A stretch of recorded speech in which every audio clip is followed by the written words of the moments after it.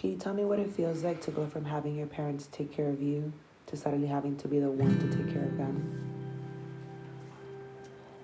Can we hold up for just a second? Of course. Dang. Oh, I swore I wasn't going to do that. My name is Angela Hintz. My name's Jeremy, and I'm an engineering manager for the Uber Health team. I had the best grandparents ever. They were super involved in our lives. Oh my goodness sake.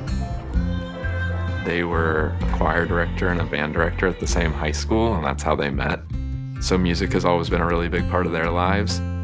They love to travel. They took so many trips.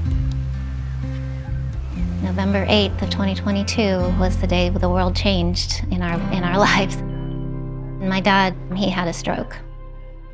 My grandma has early onset dementia, and so my grandpa was taking on that role of caring for her. And we quickly realized that he wasn't going to be able to take care of both he and my mother.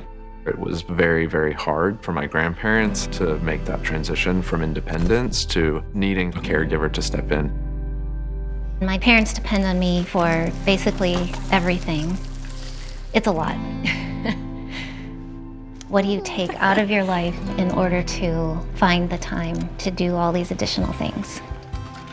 One of the challenges that she kept bringing up was not having the time to drive them. Most tasks I can't delegate. Things like getting rides, I can delegate.